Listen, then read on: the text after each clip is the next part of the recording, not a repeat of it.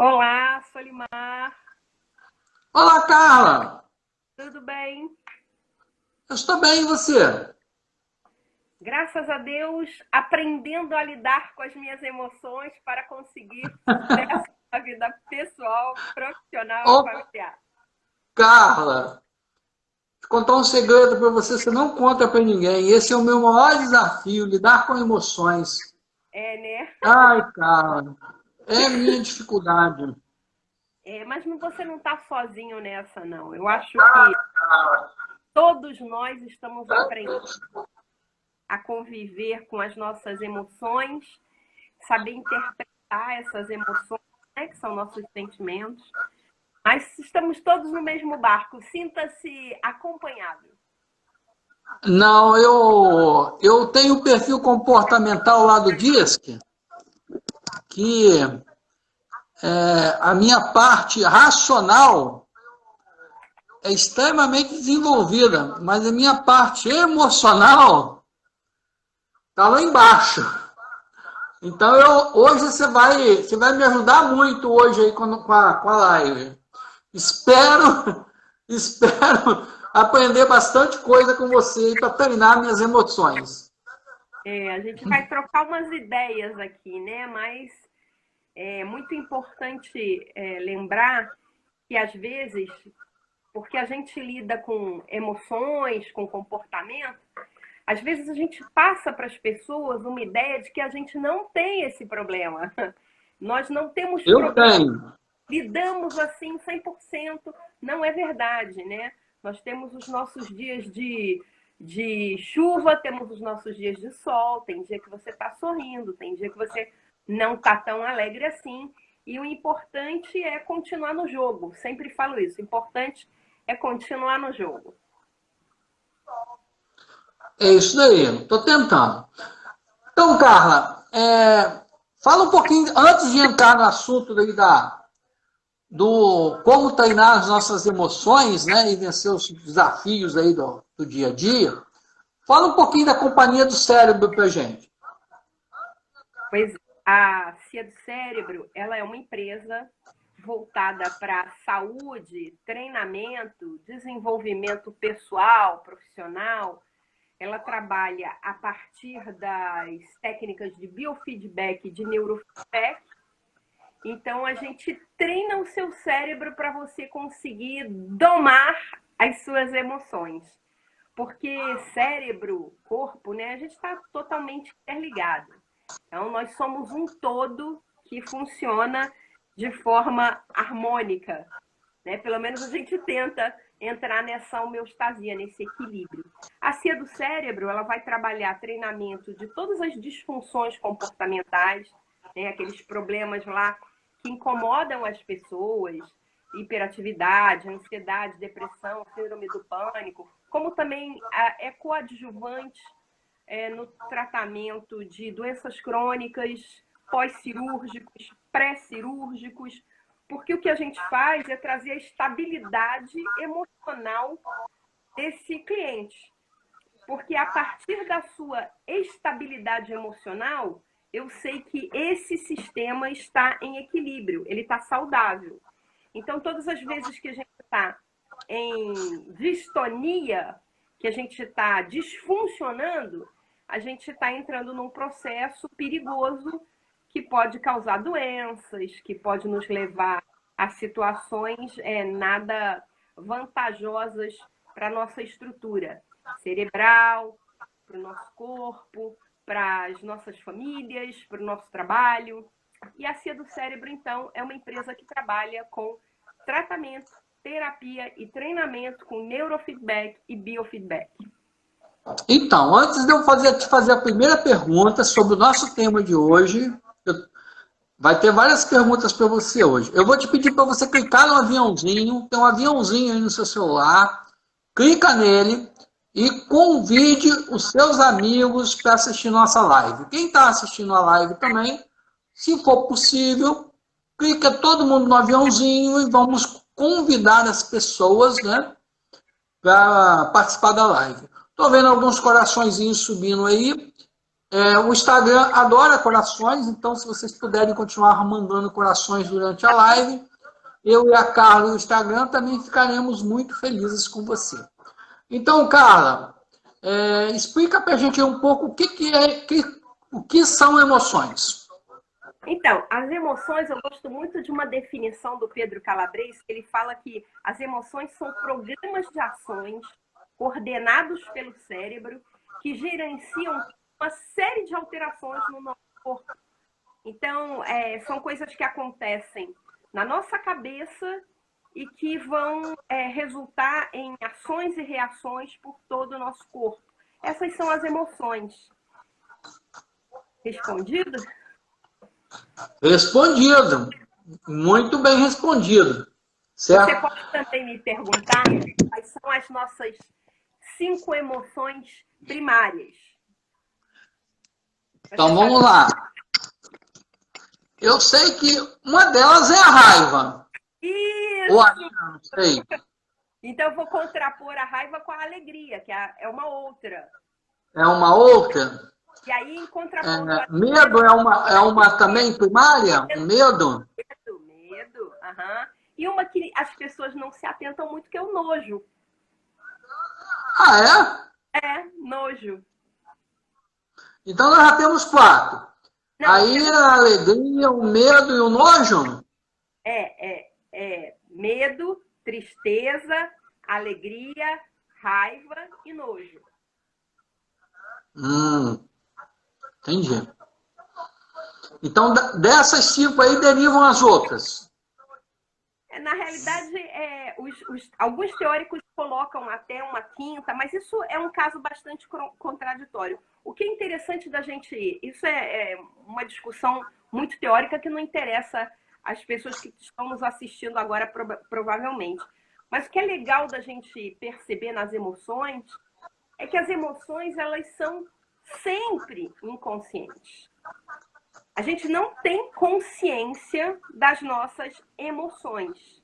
Nós podemos ter parcialmente uma percepção dessas emoções quando nós temos sentimentos ligados a essas emoções. Talvez seja aí que você pergunta, todas as outras derivam dessas. Seriam as emoções, elas são interpretadas pelos sentimentos. Então, por exemplo, emoção. Eu estou triste.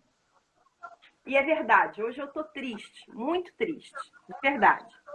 Não parece, né? Não parece, eu já estou bem. Faz parte eu amanheci aborrecido, meio raivoso, mas agora eu estou bem.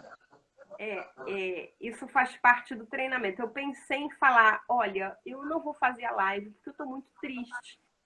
E é melhor então não fazer a live. Pensei, puxa, que melhor maneira de mostrar coerência no que eu falo com o que eu faço, para que eu sinta que realmente é possível treinar nossas emoções. Eu perdi minha sogra semana passada, Covid no Rio de Janeiro. Aí minhas 2 cunhadas que tomaram conta dela adoeceram.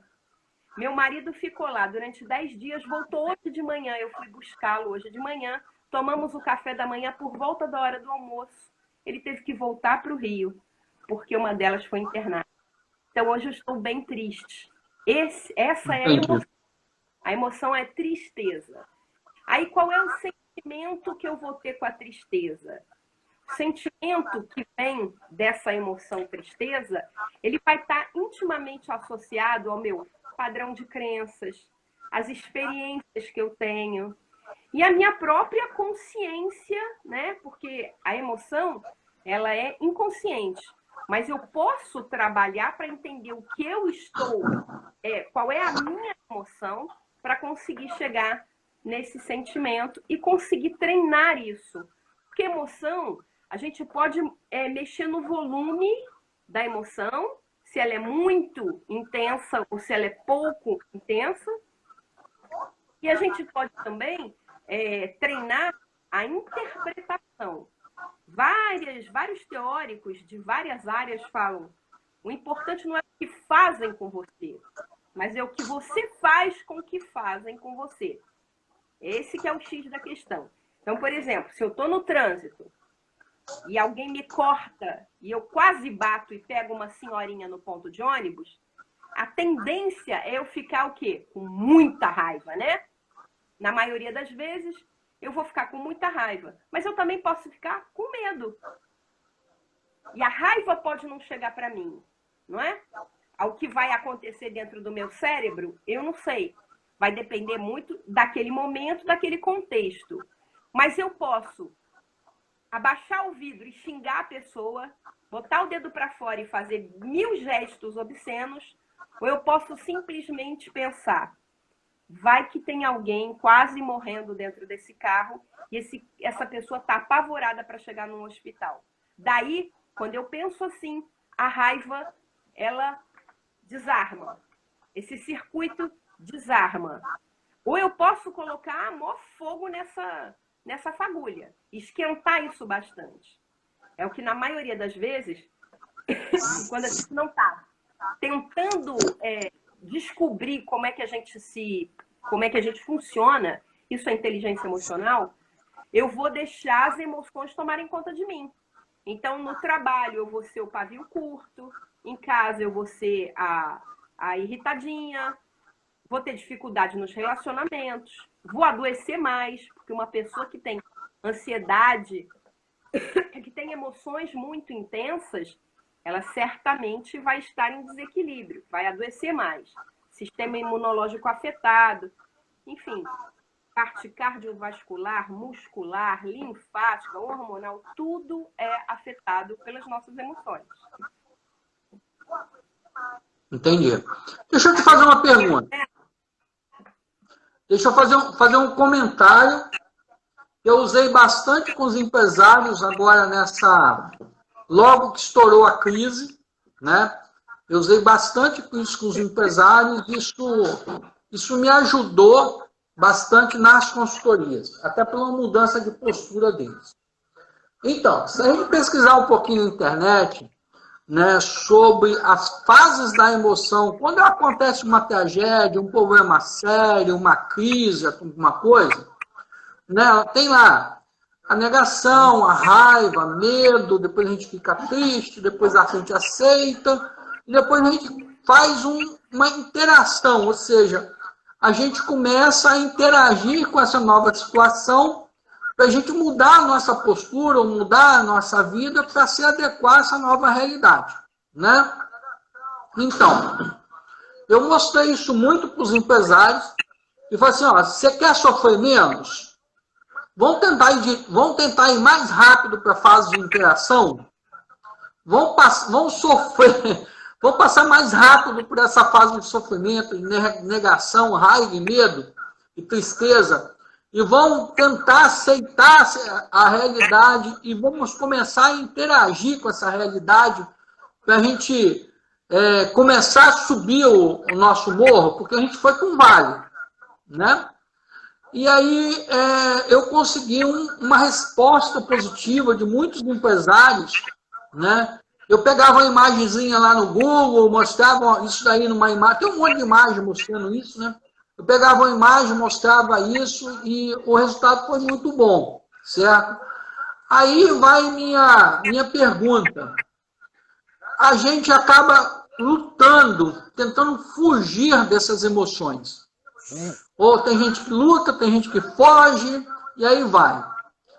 Fala um pouco sobre isso, esse processo de luta, fuga, de batalha interna que a gente passa. Aí é importante a gente diferenciar essas fases que você citou, que são as fases do luto.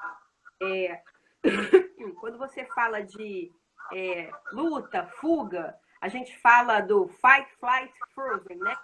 Que é lutar, fugir ou congelar.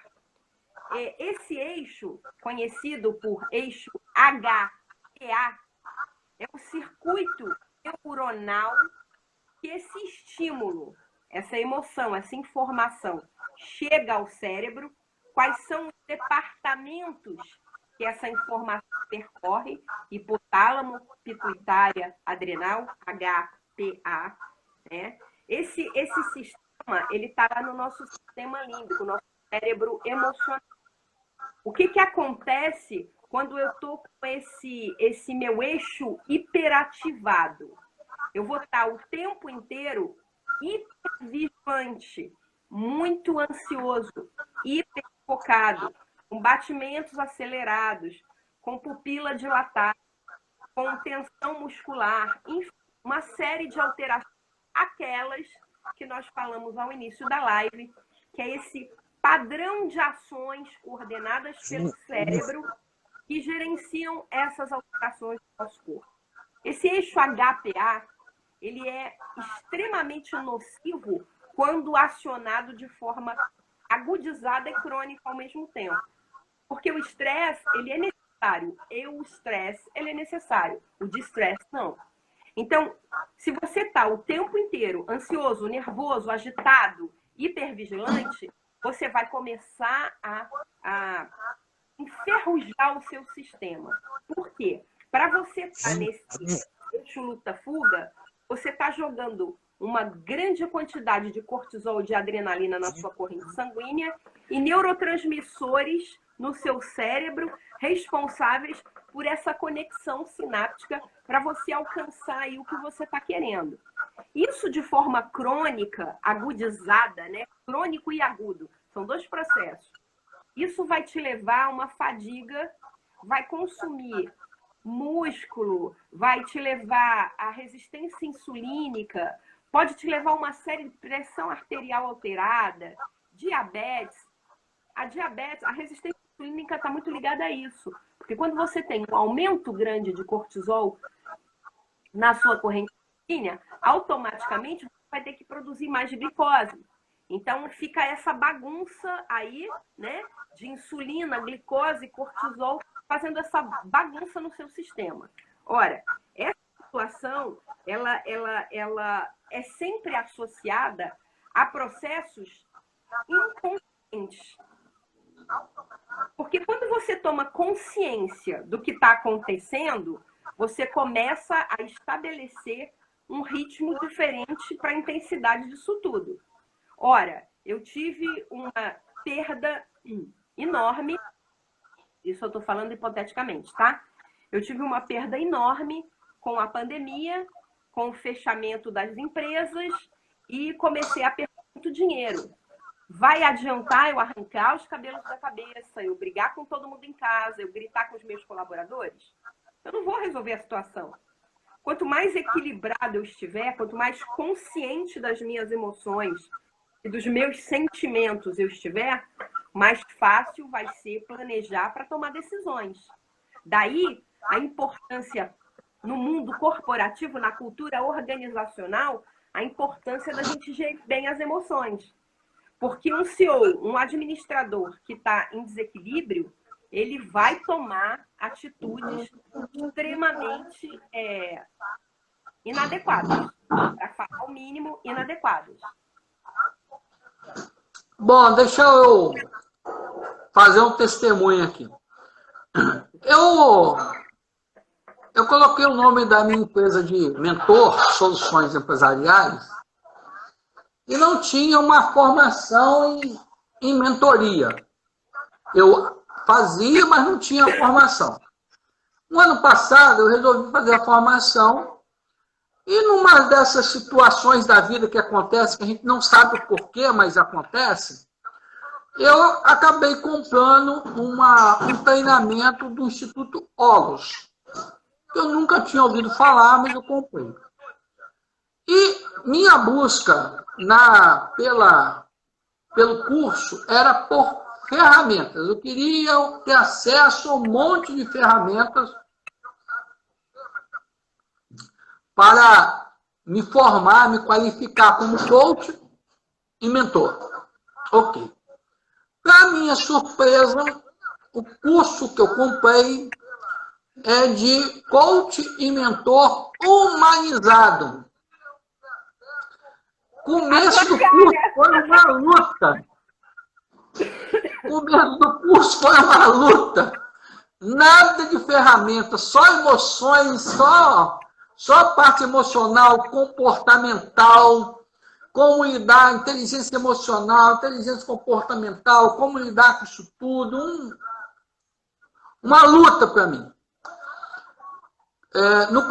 Eu tinha acesso ao instrutor, o cara que idealizou o curso, eu tinha o WhatsApp dele, e comecei no começo do curso a mandar um monte de WhatsApp para ele, cadê as ferramentas, cadê as ferramentas, cadê as ferramentas, e eu quero ferramenta e tal, e passou aquela agonia, aquela ansiedade, eu aceitei o curso e comecei a degustar o curso.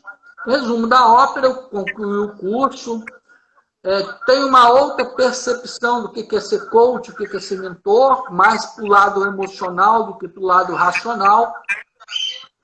Eu estava buscando uma ferramenta de trabalho e acabei descobrindo um universo diferente. Hoje, esse instrutor, o nome dele é Marcos, que eu não sei falar o sobrenome, porque o sobrenome dele é alemão. Inclusive, ele é a 4ª live que ele faz comigo. E eu tenho a seguinte característica, eu sou muito racional, eu tenho o meu lado racional muito desenvolvido e eu tenho o meu lado emocional bem abaixo, né? Então, quando acontece uma situação igual essa da crise do coronavírus, eu tomo um impactozinho de 2 dias. 2 dias eu fico meio cabisbundo. Mas logo o meu lado racional toma a direção. E eu começo a pensar quais estratégias, quais ações, quais estratégias, quais ações. E eu fico processando e pensando e bolando estratégias e ações racionais para dar conta da situação. E normalmente, em boas partes das vezes, funciona muito bem. Isso só não funciona muito bem quando o meu problema é com pessoas. Quando o problema são situações, funciona legal. Agora, quando o problema é com pessoas, aí essa racionalização não funciona. Aí eu fico perdido com minhas emoções, eu me embolo, me afundo, essas emoções me engolem e eu fico doidinho. Se me cabe aqui uma hipótese, né? Porque eu não conheço o contexto do seu funcionamento, eu não participei com você de nenhum treinamento para que eu pudesse te dizer, olha, possivelmente seja isso. Mas, hipoteticamente, quando você diz que você tem as situações, aí você tem uns 2 dias de luto, aí depois você parte para o ataque, pensando em estratégias, criando ações, você deixou as emoções lá no seu inconsciente. Você não trabalhou suas emoções. Elas vão... Trabalhei não. Elas vão te sabotar. Então, o ideal hoje eu procuro fazer isso comigo, né? Eu penso assim, o que eu estou sentindo? Eu estou sentindo uma vontade de ficar na cama, uma desmotivação. Tá, mas o que é vontade de ficar na cama? O que é desmotivação? É uma apatia. Apatia. Aí eu começo a pensar, por que eu estaria apática? Para tentar descobrir qual é a emoção que me leva a esse sentimento de apatia. Quando eu percebo qual é a emoção possível que possa estar me levando, e olha, eu vou te falar uma coisa, na maioria das vezes a emoção é medo. Medo, medo, medo, medo. Então, quando eu entendo o medo e procuro descobrir, mas por que eu estaria com medo? Aí você vai começando a se perguntar, né? Aquele processo socrático, né? Pergunta, pergunta, pergunta, pergunta, pergunta, pergunta, pergunta. Isso clareia. Isso esvazia você dessa oscilação moral, que é mais ou menos o que eu acredito que você viva. Quando você sai dessa oscilação, que você se encontra, que você fala, tá, eu tô assim. Isso pode ser por isso. Fica mais fácil de você ajudar outras pessoas. Porque enquanto é o que você fala, você se sente perdido, confuso, você se enrola nas suas emoções. Exatamente porque você não resolveu as suas, você não vai conseguir ajudar na dos outros. Faz sentido? Faz sentido, faz sentido. Realmente, eu sufoco as minhas emoções e parto pro racional. Isso me faz sofrer, porque essas informações não são trabalhadas. E aí vai a minha pergunta, dá para treinar, dá para trabalhar isso, dá para... Agora eu vou vender meu peixe, né? Então vai lá. Existe uma forma que a maior parte das pessoas não tem conhecimento sobre as técnicas de biofeedback. E a coisa mais fácil da gente mostrar para um ser humano, olha, esses pensamentos que você anda tendo estão fazendo seu coração bater totalmente desincronizado. E aí a gente mostra para o sujeito. Você está vendo esse mapa aí na tua frente? Teu coração está batendo muito desregulado. Isso é o que a gente chama de caos cardíaco. Ele olha para aquela pessoa e fala, olha, quando eu fico calmo, eu faço o exercício de respiração, eu escuto essa musiquinha, olha lá, ó, meu coração fica, nossa, meu coração fica bem, olha só, fico tranquilo. Eu entro em coerência cardíaca. Quando você entra em coerência cardíaca, sua ansiedade vai a zero. Você fica absolutamente zen. Carla, mas eu vou entrar esquentadinho e vou sair zen? No dia do treinamento vai. Só que o seu cérebro, ele vai reaprender. A Adriana falou isso naquela primeira live que eu fiz depois dela. Ela falou... Adriana Madeira. Hã? Adriana Madeira. Adriana Madeira. Lá do sul do estado. Ela falou sobre os caminhos neurais. Então, se eu passei esquentadinho a maior parte da minha vida, o meu cérebro está no automático para esquentar. Eu vou ter que criar um treinamento, que chama condicionamento operante, é nisso que eu trabalho com condicionamento. Eu vou ensinar o seu cérebro a voltar para esse ponto desejável. Você vai fazer isso uma vez por semana, 2 vezes por semana. Vai chegar num determinado momento que você vai ter um estímulo expressor na sua casa, no seu trabalho, com você mesmo, e você não vai disparar as alterações no seu corpo, porque você vai estar consciente do processo. E aí você para de adoecer e você para de se perder nas suas emoções. E você vai entender, opa, um gatilho. Eu desenvolvi uma técnica chamada laboratório de comportamentos e levei isso para algumas empresas. No laboratório de comportamento, eu pego colaboradores de diferentes departamentos, claro, todos se conhecem, mas eles sentam em grupos, em células de departamentos diferentes. E aí eu vou de célula em célula e pergunto para eles de que forma você percebe os seus últimos gestos, pensamentos, sentimentos antes do apagão ou antes de você surtar, chutar o balde. Aí eles começam a fazer uma viagem introspectiva perdão. E uns ajudam os outros. É muito interessante. O que acontece? Aquela pessoa começa a mapear como que ela funciona no pré-apagão ou no pré-surto. Porque é aquela história do eixo HPA. Ou você vai atacar, ou você vai correr, ou você vai congelar.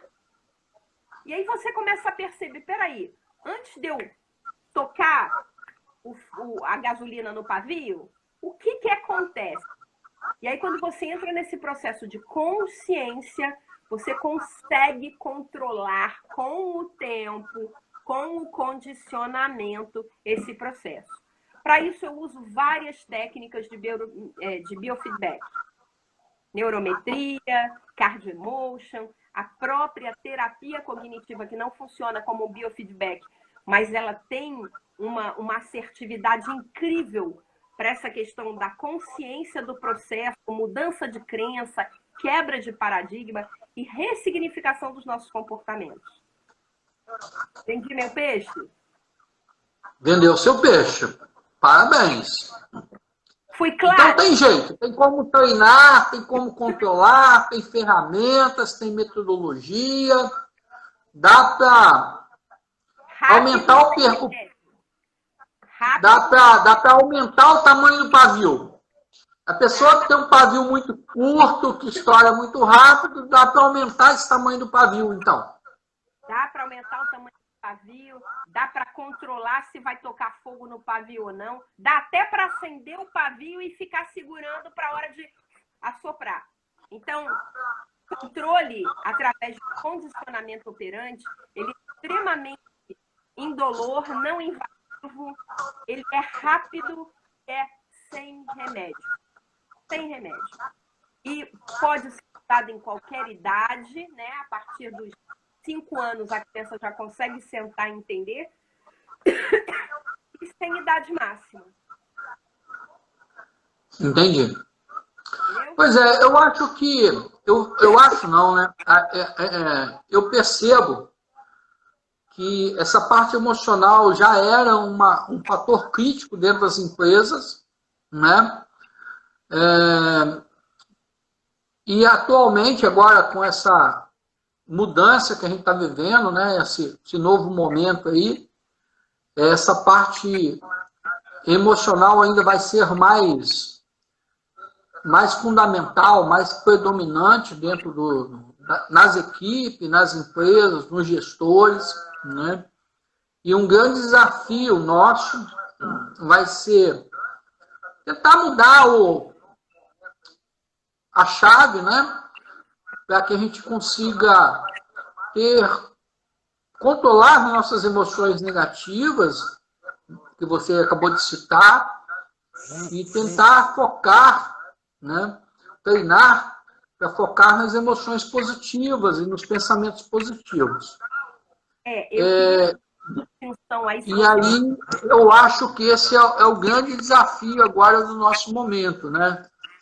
Ter positividade nisso tudo que a gente está vivendo, que a gente vai estamos começando a sair do vale, estamos começando a subir a ladeira.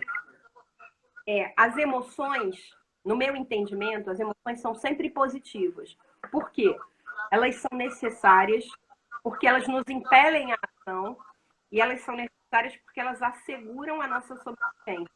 Uma pessoa que tem emoção, ela morreu. Então, assim, o sentimento, sim, eu posso interpretá-lo de forma a obstacular a minha vida ou acelerar meus processos positivos. Porque o mesmo evento se dá de formas diferentes na percepção de cada um no mesmo departamento. Então, a gente tem lá, o chefe resolve cortar vale transporte. Cada um daquele núcleo vai sentir de uma forma diferente e vai reagir de uma forma diferente. Então, o que vale a pena é a gente entender que o estímulo, você muitas vezes não pode controlar um estímulo externo, mas você pode e deve aprender a controlar o que ele faz dentro de você. Essa para mim, Solimar, sem sombra de dúvida, o maior valor nas organizações vai ser inteligência emocional. Vai ser aquele cara que é resiliente, é perseverante, que ele consegue, ele é empático, porque todas essas competências emocionais, elas estão intimamente ligadas com essa nova empresa que a gente vai precisar surgir nesse novo normal. As empresas não serão as mesmas, então nós vamos ter que remodelar nossos comportamentos para poder fazer jus às demandas que vão surgir nessa nossa empreitada aí, que a gente nem sabe quais são as demandas, mas a gente já sabe que uma das principais, se não a principal, vai ser a característica comportamental. Então, aí o ano passado, eu gosto muito de promover palestra. Antes era presencial, eu promovia muita palestra. Então, alguma instituição, por exemplo, você quer promover uma palestra em algum município do sul do estado do Espírito Santo. Então, as instituições me procuram, eu arrumo o local, eu apoio a divulgação, se tiver coffee break, eu ajudo a providenciar o coffee break. eu apoio bastante a realização de palestras e eventos, cursos, seminários, workshops aqui no sul do estado do Espírito Santo. E uma dessas promoções, desses eventos, foi uma palestra do Instituto Polozzi, que ele, depois da palestra, ele oferece tipo um seminário de auto-coaching, né? Um seminário emocional, de inteligência emocional. E eu ganhei esse seminário. Por ter ajudado a promover essa palestra, eles me deram um bônus lá no seminário, fui eu para o seminário. Ai, que sofrimento nesse seminário. Porque o seminário ele é todo planejado para mexer com essa inteligência emocional da gente, para dar uma sacudida, entendeu? A parte de crenças, de âncoras, uma série de coisas, né? E aí eu queria que você falasse um pouco sobre crenças relacionadas a emoções e sentimentos. Que inter-relação a gente pode fazer sobre isso? Nossa, que pergunta incrível e complexa pra caramba. Caberia aqui umas 10 lives para a gente esgotar esse assunto. Eu amo esse assunto, né? Resume 15 minutos, então. Bom, eu gosto muito de uma ferramenta redesenhada por psicólogos norte-americanos chamada Eneagrama das Personalidades. Ah, que legal. É bem legal. No Eneagrama das Personalidades, você tem uma categorização de 9 personalidades, 9 tipos de personalidades, tá? E o que essas personalidades estão mostrando nessa ferramenta? Que lá na sua primeira infância, na sua segunda infância, quando a gente está lá na nossa casa e a gente é pequenininho e pai e mãe não estão nos dando a atenção que a gente acha que deveria ter, a gente começa a forjar as nossas formas de lidar com essa dor.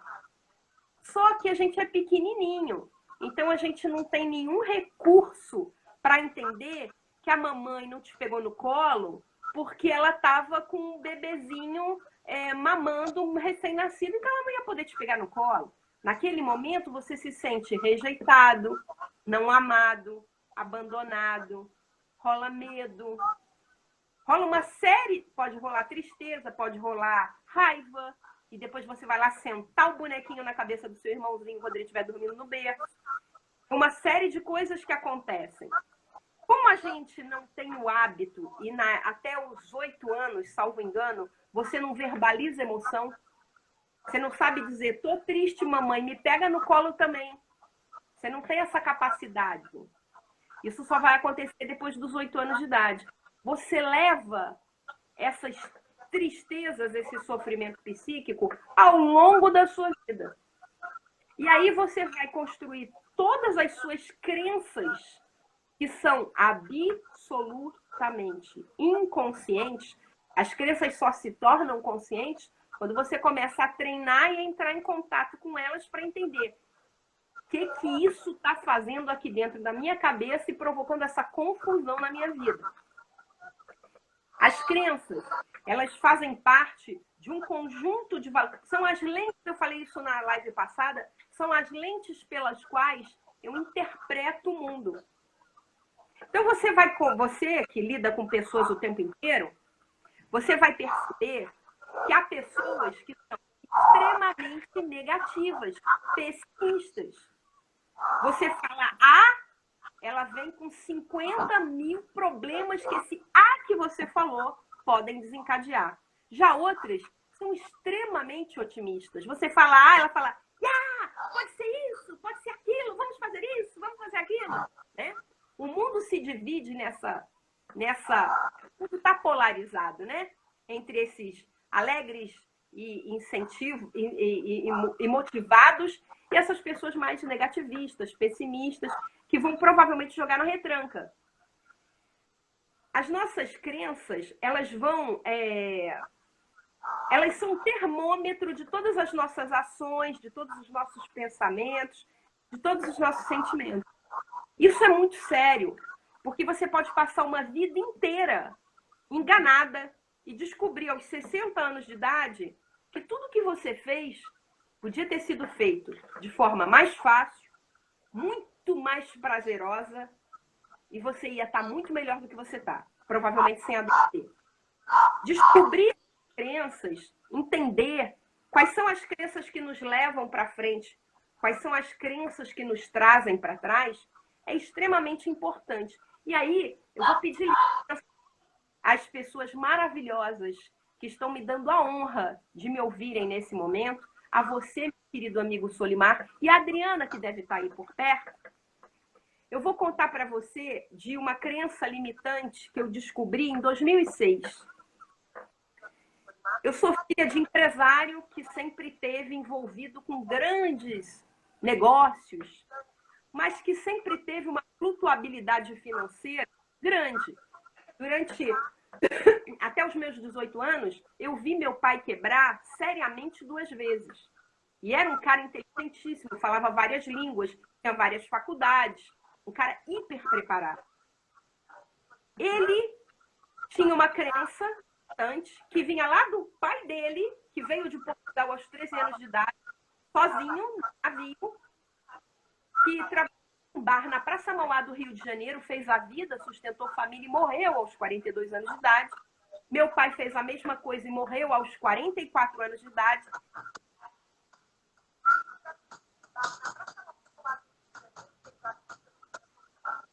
E morrendo prematuramente. E aí eu fui entender que meu avô, meu pai, eu e até meus irmãos desistíamos da vida quando a parte financeira ficava muito desafiadora. Quando eu tomei consciência dessa crença, eu passei a perceber quais são os meus gatilhos emocionais, quais são os pensamentos que me levam a entrar nessa crença novamente, vestir esse papel e, puf, me boicotar. Então, o trabalho de ressignificação, de consciência, é extremamente importante. Às vezes, numa empresa, as coisas vão mal, na maioria das vezes, está lá no emocional. Na maioria das vezes. Tem alguma coisa que essa pessoa está sofrendo, não está entendendo e está refletindo na empresa. E é muito mais fácil eu ver isso no meu colaborador do que ver em mim. Porque Freud já dizia, né? Que incomoda no outro, não está no outro, está em mim. Né? Então, não sei se eu te respondi aí, crença, boicote. Então, em cima disso que você falou, trazendo para as empresas, deixa eu fazer um comentário e te fazer uma pergunta depois. Então, tem pessoas que trabalham 5, 10 anos. Eu trabalhei 24 anos na mesma empresa. Tá? Eu dei aula numa faculdade por 8 anos, eu fui consultor do Sebrae por 8 anos, eu fui cooperado da Copitec por uns 10 anos e tal. Então, a gente vai trabalhando em um determinado local e também no local de trabalho isso vai gerando crenças na gente. E essas crenças, elas podem travar no nosso desenvolvimento e quando elas enraizam em muitas pessoas da equipe, acabam travando a empresa. É mais ou menos por aí, ou seja, a cultura organizacional, o modelo de gestão do empreendedor, a forma de liderança dele, o que acontece no dia a dia de uma empresa gera crenças que podem nos travar, nos limitar, e de repente travar a equipe inteira e limitar a equipe inteira. Olha, é tão claro isso, mas é tão claro. Eu atendo pessoas e atendo muitos empresários, né? Às vezes, pela conversa, eu recentemente, como uma empresária do ramo da educação, eu percebia que o problema dela estava ligado única e exclusivamente a uma pessoa da empresa dela. Mas ali ela estava fazendo um trabalho de biofeedback, eu não estava fazendo um trabalho de consultora de empresa.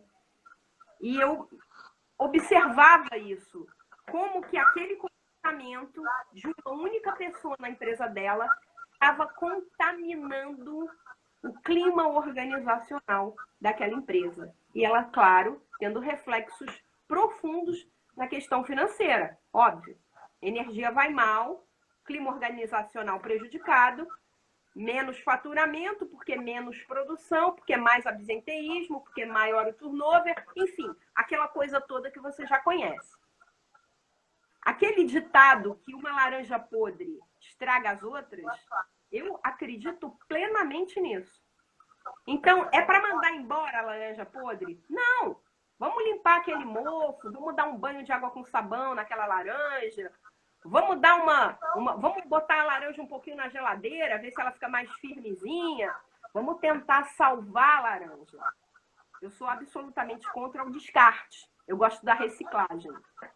Eu acho que a gente deve ter essa mentalidade de ajudar. Porque para atrapalhar um monte de gente, né?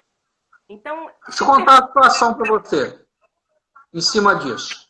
A Adriana está aí nos ouvindo, de repente ela pode colocar um comentário sobre o que eu vou falar.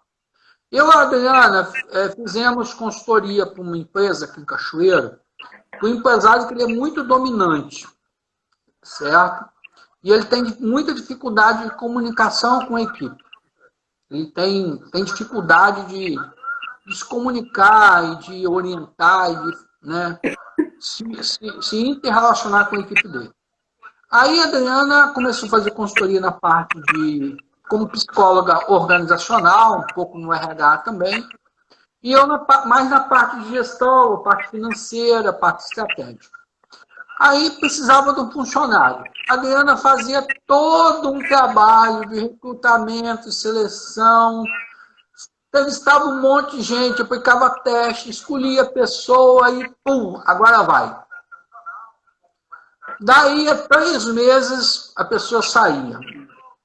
Aí, contratava outro. Ou seja, em 6 meses, vamos dizer, uma equipe de 7 pessoas, em 6 meses, uma equipe de 7 pessoas rodaram umas 10 pessoas. Ou seja, teve um turnover de mais de uma pessoa por cargo, em média, em 6 meses. Né? Então, a gente percebe que esse não controle emocional desse empresário, por ele ser muito dominante, está, né, agora melhorou um pouco, mas ainda não resolveu, está destruindo a equipe, né? E também comprometendo o negócio dele, porque a empresa dele começou agora a ter problemas financeiros. Entendeu? Justamente isso que você está falando. Né? Então, alguém, nesse caso, um empresário, mas poderia ser um colaborador, por conta de comportamentos negativos, né? E uma postura errada dentro da equipe, comprometeu a equipe que está comprometendo o negócio. Isso daí, eu e a Adriana estamos vivenciando isso aqui, pelo menos em uma empresa. A questão da energia, eu acredito muito, e você sabe que hoje a constelação, por exemplo, ela tem validação científica, ela é utilizada em tribunais de justiça no Brasil. Fala o quê? Fala dos campos morfológicos que Jung fala do inconsciente coletivo, que o Rupert Sheldrake fala sobre ressonância mórfica, campos mórficos, ressonância mórfica. Bert Hellinger vai falar desses campos também. O que é isso? Energia. Então, se o tubo está emitindo para baixo desconfiança, que a pessoa é extremamente dominadora, ela desconfia o tempo inteiro, ela desconfia dela mesma. Ela parte do princípio que ela tem que controlar tudo, porque ela não acredita que ela possa deixar as coisas irem no flow. Exatamente. Exatamente. Perfeita a sua leitura. Perfeita. Na maioria das vezes, a gente percebe, nas empresas, na vida, em todos os lugares, o comportamento controlador, ele é o comportamento... Que emoção está ligada ao comportamento controlador? Medo. Medo. O controlador, ele está em pânico o tempo todo. Então, ele não pode deixar nada ao acaso. Imagino agora as pessoas que têm esse perfil de uma forma mais exacerbada estão pirando com essa pandemia. Porque a gente está vivendo o incerto todos os dias. A gente não sabe o que vai acontecer. A gente não sabe quem de nós vai adoecer, quem de nós vai precisar de hospital. Alguém dentro da nossa casa pode ser. Aí as pessoas falam assim, nossa, Carla, mas você não tem medo? Eu falo, olha, medo eu não tenho. Eu tomo as medidas necessárias para me prevenir, mas como é que eu vou ter medo? Um filho dentro de hospital, um marido dentro de hospital? Se eu tiver medo, eu vou pirar. Então, eu tenho que confiar na minha competência, eu tenho que confiar no que eu estou fazendo para poder deixar as coisas acontecerem naturalmente, porque eu não vou controlar tudo. Você vê as empresas hiperplanejadas, elas foram tomadas de assalto por essa situação. Quem estava preparado para isso? Você pode dizer que empresas estrategicamente planejadas, que têm lá seus planejamentos para daqui a 20 anos e tal, mas a realidade pontual, o que está acontecendo nesse momento, as empresas foram pegas de surpresa. Todas. No Brasil e no mundo. O controlador, ele vai surtar. Ele vai tirar. Então, é preciso entender da onde vem esse medo. Que medo que eu tenho? Eu tenho medo do quê? E aí fica a dica para os nossos queridos amigos, colegas, pessoas que eu nem conheço, que fizeram a gentileza de parar para nos ouvir. Muito obrigada. Eu queria deixar aqui uma provocação para que todos nós perguntemos hoje, eu tenho medo de quê? O que me causa medo? Essa é a primeira pergunta. Tentar descobrir do que você tem medo. O que te assusta? Diz meu marido que gerente de banco. Ele falou, só tenho medo de gerente de banco. Ainda tem mais isso, né? Antigamente...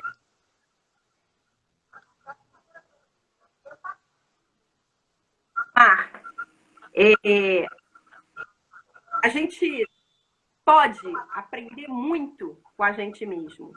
Nós somos excelentes professores de nós mesmos.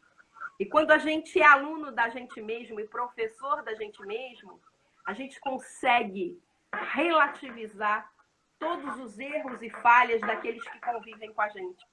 Porque a gente entende, uau, já fiz isso. Nossa, já andei nesse espaço, conheço esse comportamento. Quando você tem consciência, quando você tem percepção, muito mais fácil perdoar.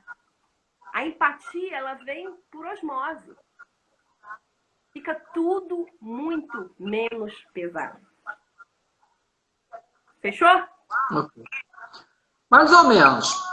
Tem como mudar uma pessoa? Em 3 minutos.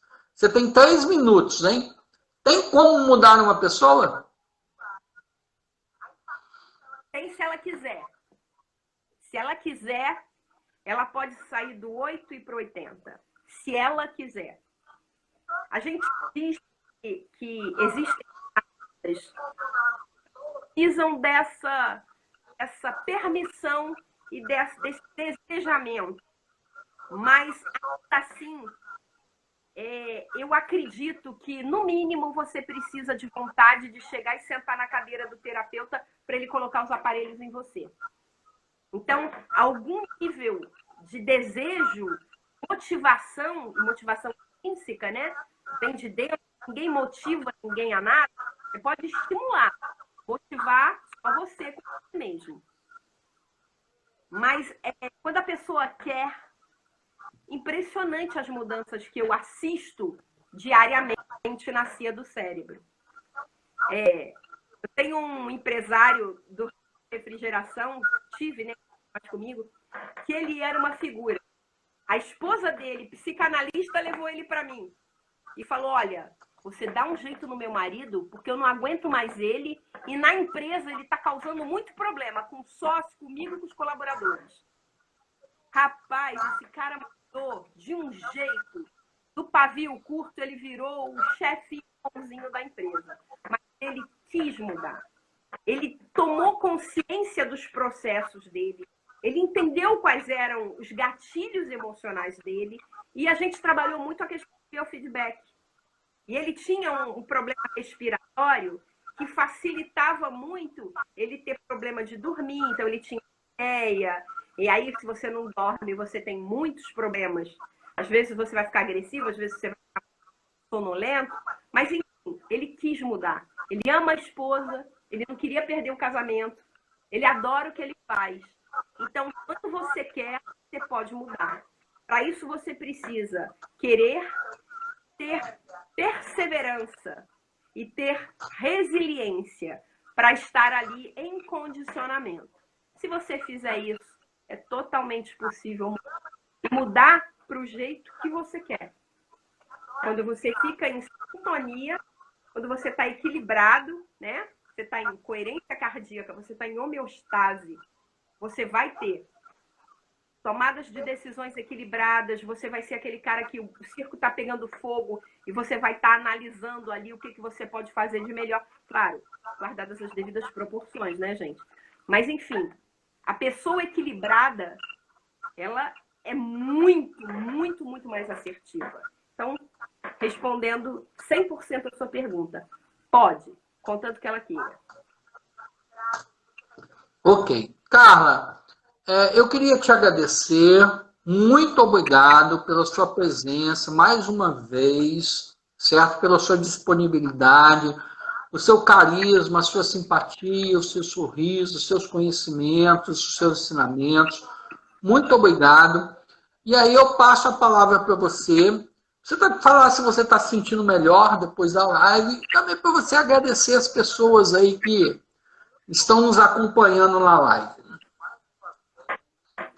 Solimar, gratidão eterna à sua ideia de fazer essas lives, à sua gentileza em me convidar. Eu sei que tem pessoas extremamente interessantes e com muita bagagem para estarem aí com você. Então, muita gratidão por você me convidar e me convidar outras vezes.